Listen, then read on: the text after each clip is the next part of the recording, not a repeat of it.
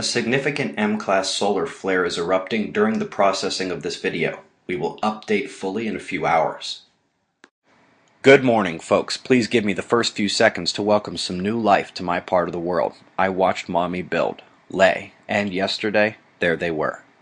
Setting up the top story, starting with scenes from our Electric Earth and Sun video, the hypothesis of Earth spots in our electric sky, connected like oppositely magnetized sunspots on the sun.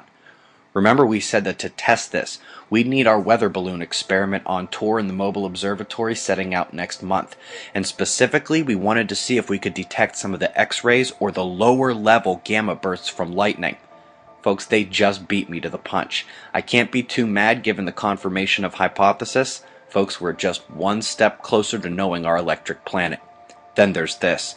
From pyramids to tales of their gods to ancient technology and vast achievements of our ancestors lost. This might seem off topic if you're new to the channel, but it's not. Folks, this is incredible. These predate the Nazca lines by at least 300 years, and apparently they have some pyramids they plan on excavating closer to the coastline. If you get a chance, also head over to Chandra to see their latest imaging of the Flame Nebula in both infrared and X-ray light. NASA making a huge deal about the best watched flare ever. What's so special? Obviously it was the smallest class of X-flares and caused no doom. Well, it's the first time they got lucky enough to point IRIS at the sunspot group along with the SDO, Hinode, SOHO, and others.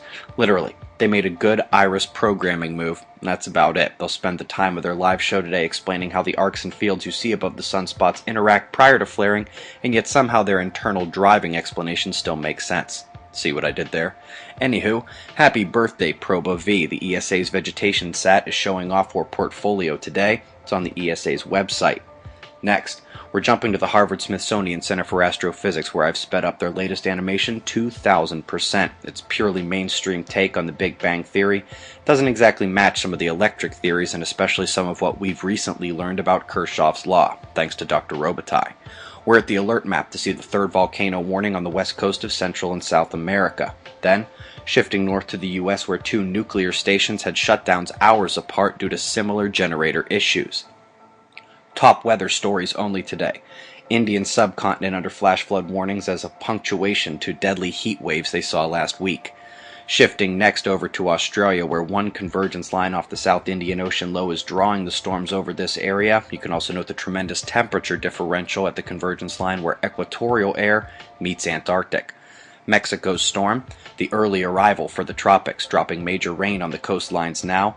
Looking from far out, we first noticed two large Earth spots in the Pacific shifting eastward, wink, the trailing low affecting Hawaii as of now. Meanwhile, back to the tropics, where this storm has virtually no shot at becoming a major one. The reason is the pressure. That storm down south is being cannibalized and shearing north into the low in the central United States, and that's aided by the clockwise spinning high-pressure cell in the eastern states. Their force complements to send that heat and moisture north today, creating another bad day of weather. Remember, folks, we are in the middle of our extreme event period for the United States.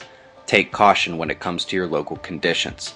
Solar wind telemetry, that's one interplanetary shockwave, and there goes another a few hours ago. These shockwaves are only now beginning to cause geomagnetic instability, but the near-Earth energy has been in significant flux since the first impact. Polar radiation is elevated, but still low.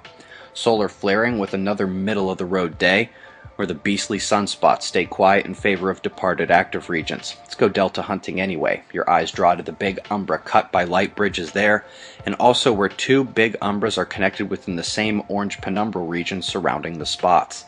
Looking magnetically reveals a small negative intrusion into the mostly positive spot up top, but that southern bit we're eyeing is a true delta with positive and negative. If you missed last night's evening news on YouTube, check it out. How easy is this coronal hole power thing? All force departed from the north, and it's the first day of our earthquake watch without significant shaking, unless you count Oklahoma. Current conditions and shots of our star to close. Eyes open, no fear at 6:30 a.m. Eastern Time, and that's the news. Be safe, everyone.